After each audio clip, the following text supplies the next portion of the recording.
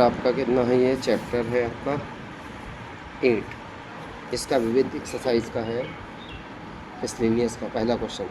Y कह रहा है X square X equal to 1 to 2। इसके लिए एक्स एक्सिस पे क्या कह रहा है आपका, निकालना क्या है, इसका बाउंडेड एरिया निकालना है, मतलब इसका जो घिरा हुआ क्षेत्रफल वो निकालना है।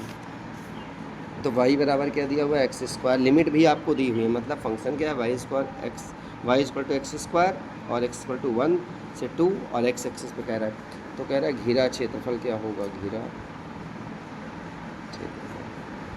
Bounded area. तो क्या चलेगा, 0 से 1 से 2 लिमिट चलेगी ना, 1 से 2 लिमिट जाएगी और फंक्शन में क्या आएगा, वाई डी एक्स आ जाएगा।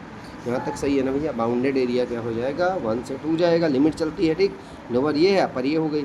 फिर Y D X, function Y D X में दिया ना, इन वाई बराबर क्या दिया हुआ है, एक्स स्क्वायर।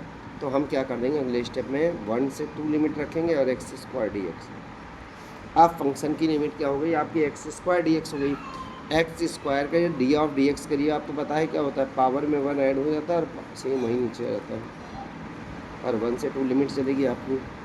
तो ये क्या हो गया आपका, x की पावर 3 अपॉन में क्या हो गया, 2 + 1 3। ये सिंपल इंटीग्रेशन वाला है, सिंपल क्वेश्चन, इसको इंटीग्रेट सिंपल कर दिया तो x³ अपॉन 3 हो गया। यहाँ पर x² + 1 और यहाँ पे 2 + 1 मतलब क्या, x³ अपॉन 3।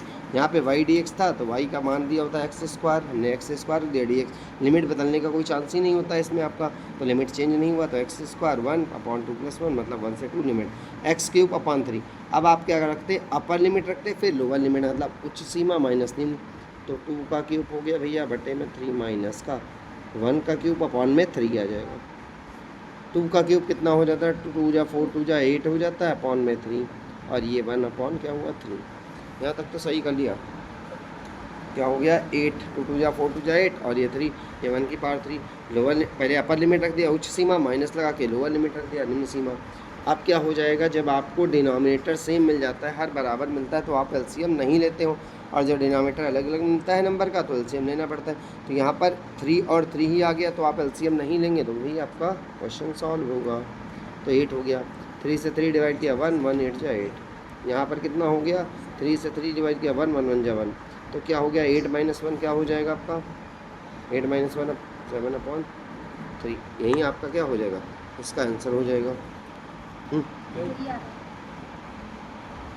तो फिर अब आपका क्या फाइनल में आ गया ये।